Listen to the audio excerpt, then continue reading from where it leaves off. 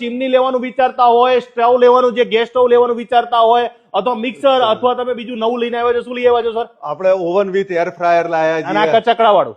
આ કચકડું નથી સાહેબ, ગેરંટેડ આવશે. ગમે તેટલું ફેંકશો આ ક્યારેય તૂટશે આ નહીં. તૂટવાના નથી. આવી વસ્તુ તમને જ્યુસર પણ મળી જશે.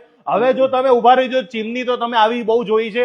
અત્યારે માર્કેટની અંદર નવી ચીમની સર કઈ આવી છે મને એ જણાવો પહેલા. આ જે તમારે 75 ની ચીમનીઓ જે BLDC મોટર સાથે સૌથી લેટેસ્ટ ટેકનોલોજીના બ્લોઅર છે આની અંદર. બરાબર. અને 25 ની સ્પીડ આપીએ છીએ, 25 ની સ્પીડ સાથેની. એટલે અત્યારે ચીમની લેવું હોય તો આ જ લેવી જોઈએ.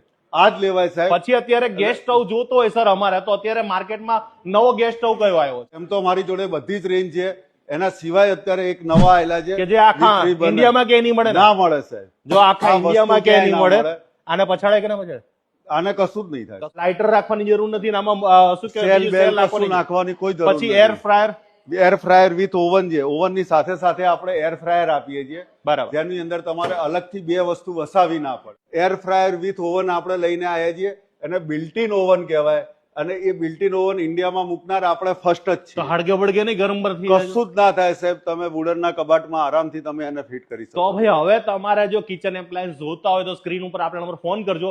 અને મારી પર્સનલ ખરીદી અહીંયા કરું છું એટલે તમને કહી દેવું કે આ જગ્યાએ આવીને તમે પણ કહી દેવું છે કે તમારી પણ ફેવરેટ જગ્યા